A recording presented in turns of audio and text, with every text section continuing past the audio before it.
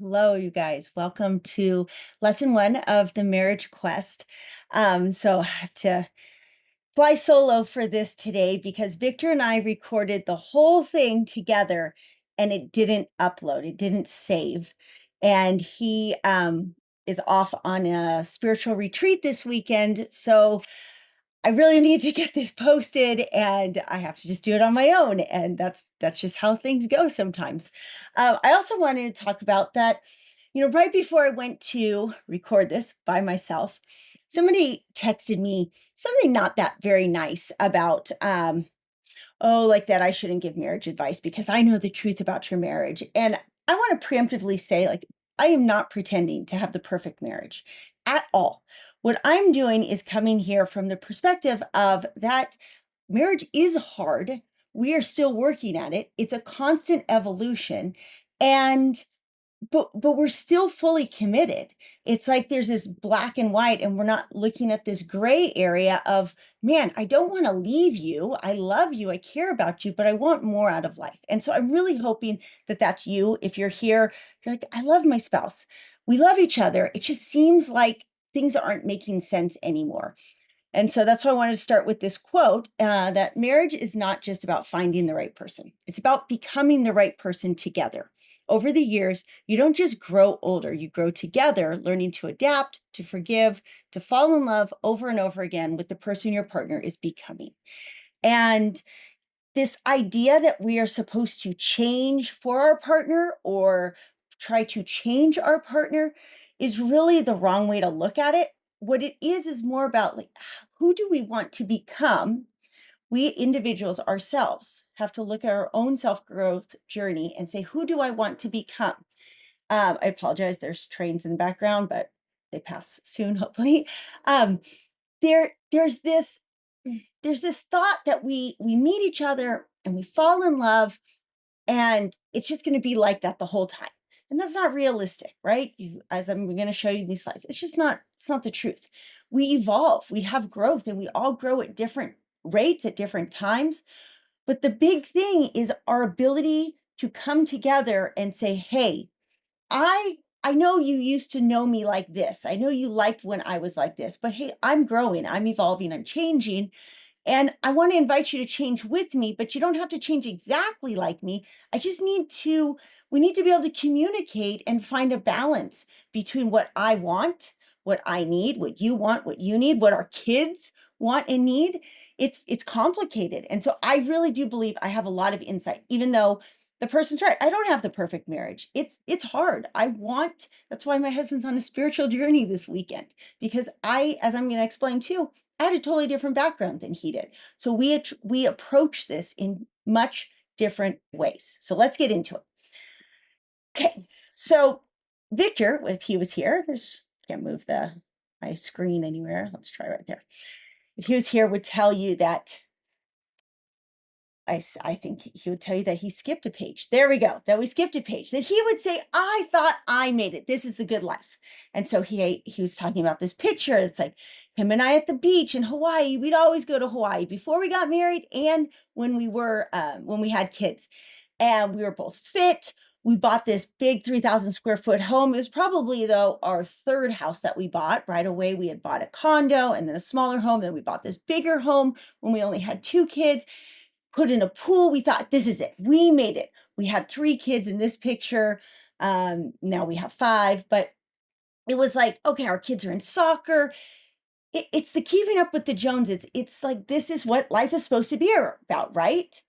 And I'm empathetic because this is really hard, even this, for our children. I have a 20, a 23, and a 25-year-old, the ones that are in the picture, those ages now. I also have a 13 and a 16-year-old, but I get it. Like, this was in a way the dream, but the world changed so much that we had to reinvent what the dream was. And I feel like I just happened to be slightly ahead of the curve at that time. And now we're changing a lot of the rules, and we're evolving what it means to be married and to have a commitment. And let's keep going. I could go on a long time on this stuff.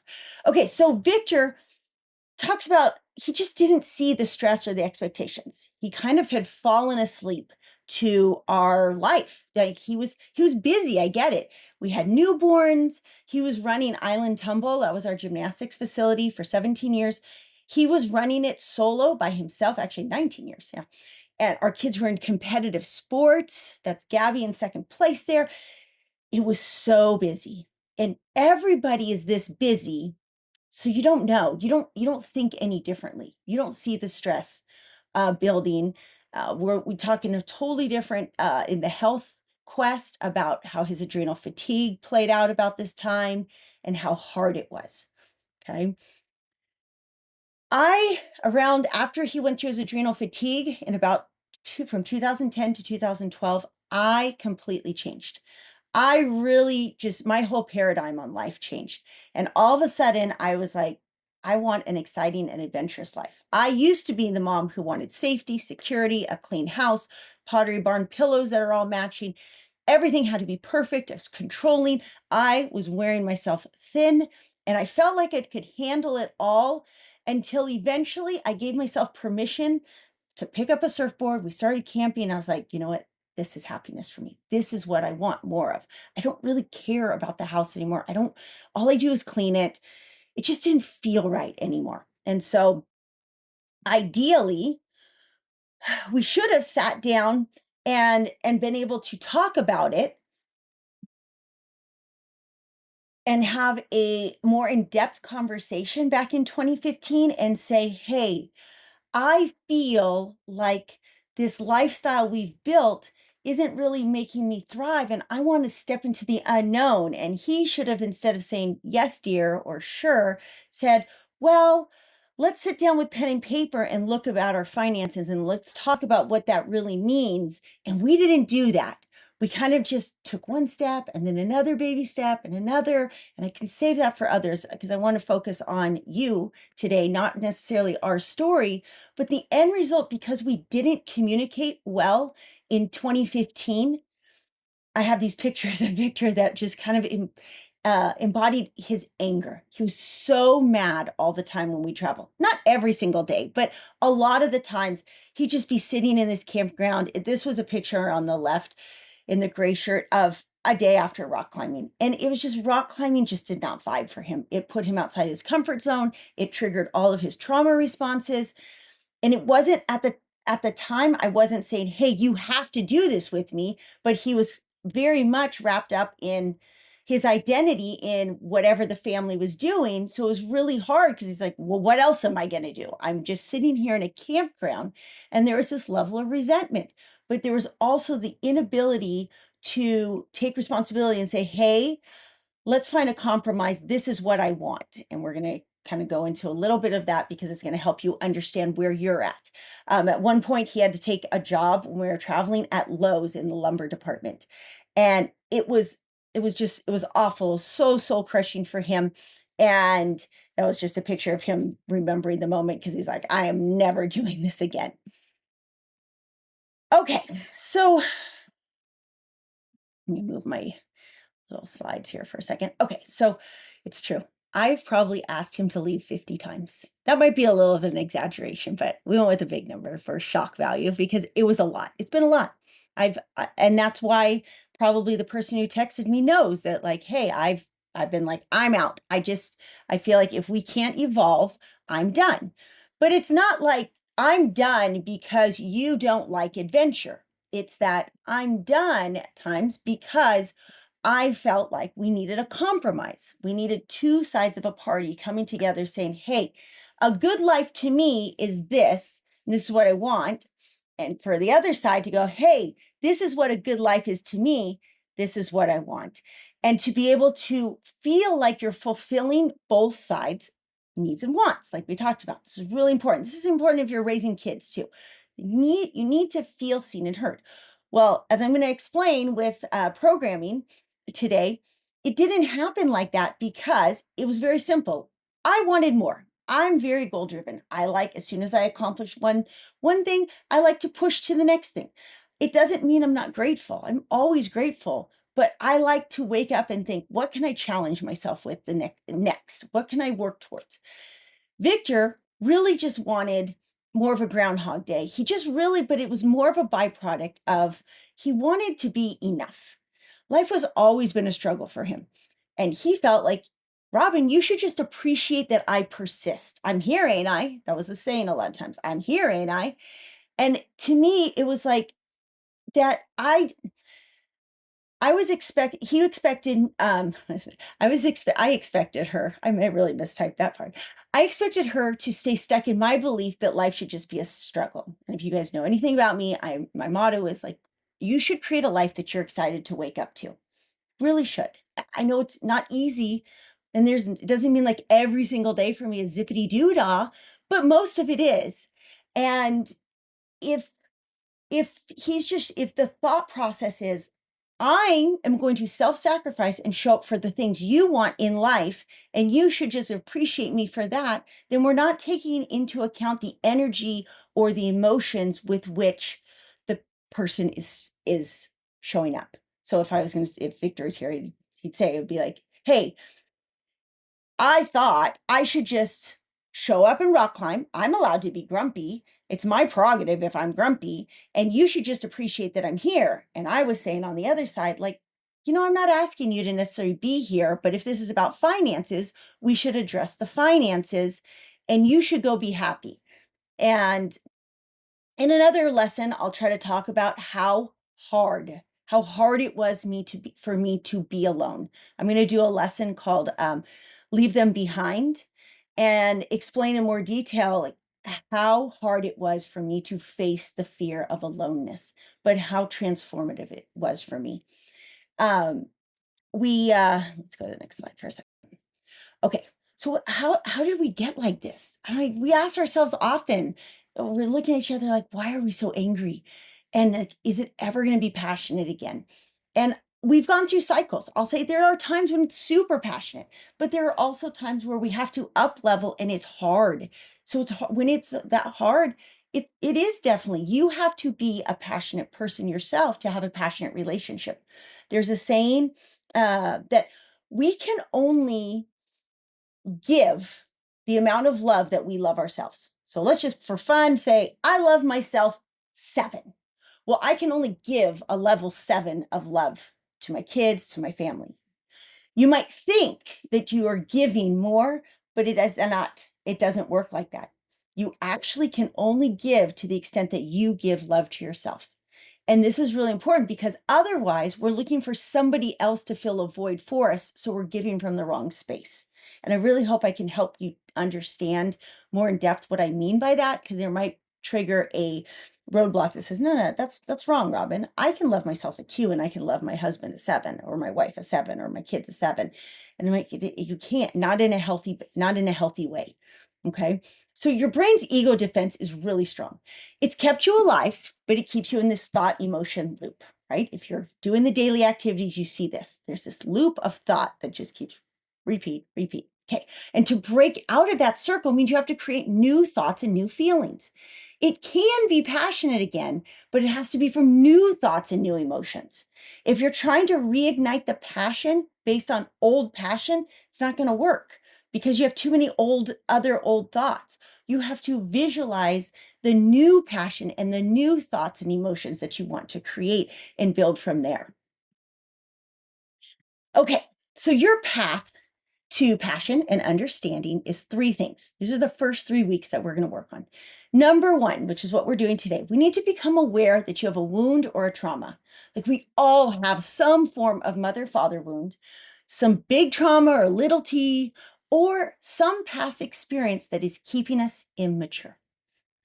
After we get through this core 3 weeks, I really hope to add a gene key lesson because for me, it has helped me so much going back through my gene keys, Victor's gene keys, preemptively looking at my children's gene keys to see how the core gene key, your EQ, SQ, and IQ, how those impact your relationships. It's huge. But for today, we're just going to talk about Enneagram and beliefs.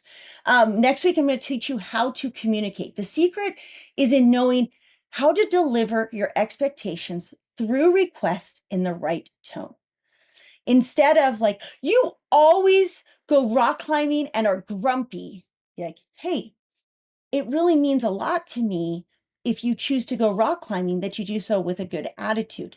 Is there something I can do to help set you up for success? Or is there something that I'm doing that's causing you to be angry while we're doing it? Let's negotiate and find something. Now, this goes back to the core wound. If you don't have the skill set to understand, to have the mindfulness or the self-awareness, to know what you're thinking and feeling, that's why you're here and Be the Hero, to develop that.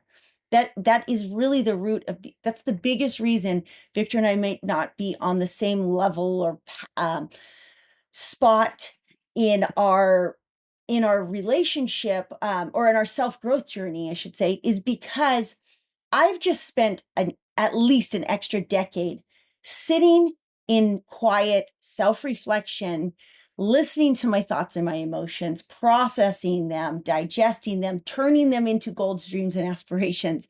And Victor hasn't had as much time and space. He does now. That's why he's on this spiritual journey this weekend, because I know he wants to, but like I'm going to talk about in programming, he wasn't taught. Most people aren't taught this level of awareness to go, you know, when I'm on this rock wall, I'm really just angry because I'm not good at it. And I hate not being good at things. And you know what? I get this like little nervousness and this tingly sensation when I'm on the wall. And it reminds me of being abused.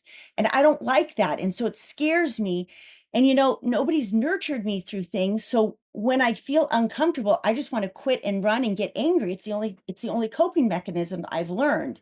And now through practice, he can start to identify it and go, okay, I need to approach this systematically. It's not about you, Robin. It's about me. Let me take a little bit of time to meditate before I do this. Let me make sure I'm fed so I don't have any extra anxiety from low blood sugar.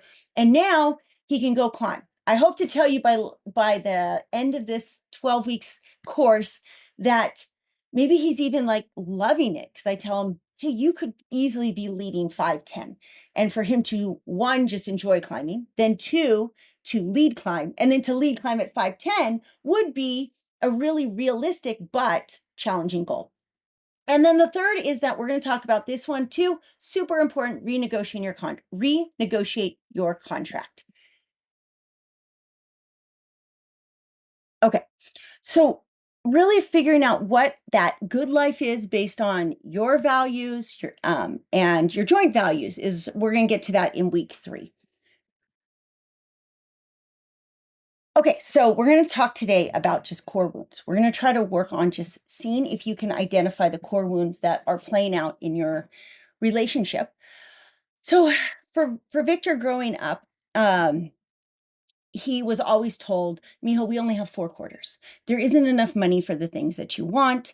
You need to take any work you can. When our kids were little, he was working 6 days a week, to the belief that you are not capable of something more. You never know when work's going to disappear, because his dad was a welder and was laid off a lot. So it was just work as much as you can, take whatever you can. But then that instills a very low self-worth belief. He's told like a good boy does what he's told, doesn't ask for things. His brother and sister wouldn't eat the chicken thighs. They only wanted chicken breasts. So he's like, Mijo, will you please help me eat these chicken thighs? His dad would often drink too much. So then he was told drinking is evil. Wanting to go out with family is evil, because the dad would go out on the weekends. His dad would yell at him if he was working on the car or doing a project, he wasn't holding the flashlight right. Victor would kind of look for shortcuts when he had to do chores outside. So he was often told, like, you're lazy, you better stay in school. And then with his trauma, he had sexual abuse when he was maybe 6, 7, 8. He's just told, like, I'm unlovable and like, you can't trust people. Now, I didn't have the same thing. I've had different childhood beliefs. For me, my parents got divorced, remarried, divorced, remarried. So I learned relationships are temporary. And if you don't get what you want, that's okay. You can just leave. Or you need to look out for yourself first. I didn't feel very, while I didn't have scarcity issues, I didn't feel like I had all the attentiveness I wanted when I was young. Very young, yes, but after my parents got divorced when I was 4, it was less. So I always felt like I had to take care of myself, look out for myself, be strong, fight for what you want.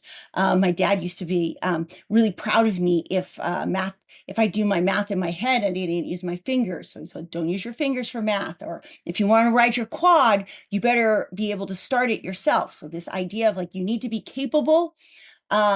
It's okay to get angry and storm out. Our family would often blow up at each other and then like cool off and come back and hug each other as if it's nothing. Or there was times when I didn't talk to my parents as an adult for like 6 months because we had these bad interactions. Now, the cool thing is because I have grown so much as a person, that stuff doesn't happen anymore. I know how to communicate and navigate any type of conflict with my family now. We don't even have conflicts because I know how to navigate and use my words like a toddler.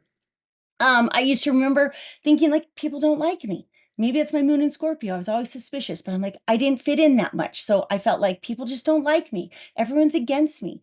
And because I was good at school and I could just work really hard and get the best grades, be the best, if I just worked harder than everyone else, I would be able to have the money and success I wanted. Just work hard, work hard. So we had very different beliefs. In the end, that formed a core wound. Victor's core wound was the Enneagram 2. The Enneagram 2 is basically telling itself, I must be kind, self sacrifice, and serve others in order to receive love and not be abandoned. The core wound of the Enneagram 8 was, I must be strong, independent, and capable in order to receive love and not be abandoned. In the end, all of our core wounds are about receiving love and not being abandoned.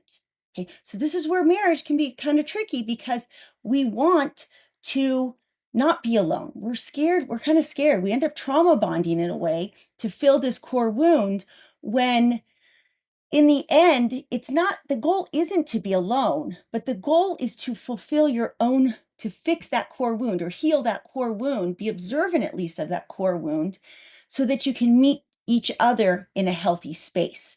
Okay.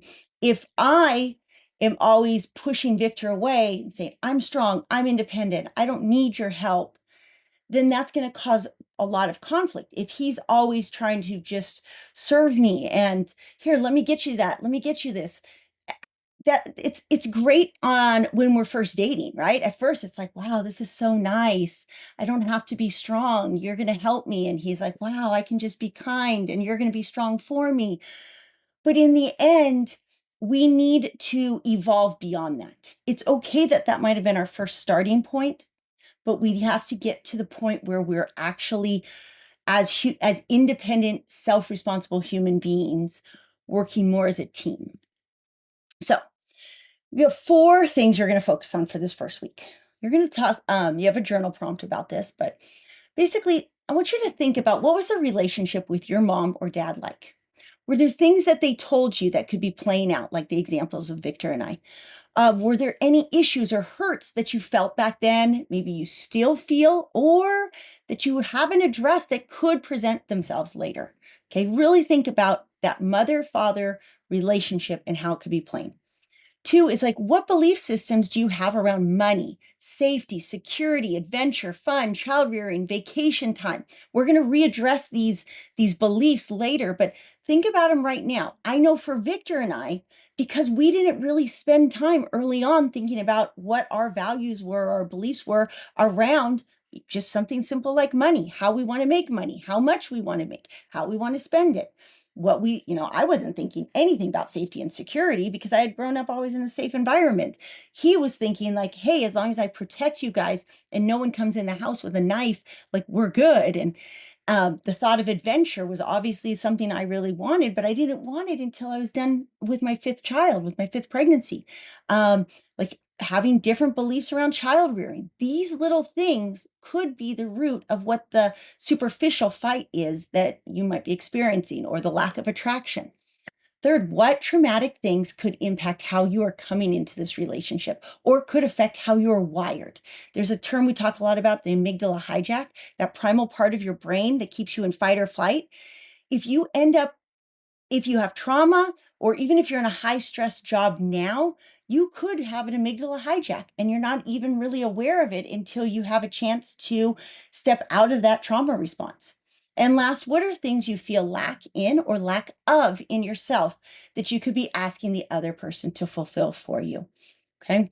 Um, so for this week, we're going to start with just simple, try to get all of these wounds out, figure out where, just kind of take it's an evaluation phase. Like, let's just see what's really under the surface here.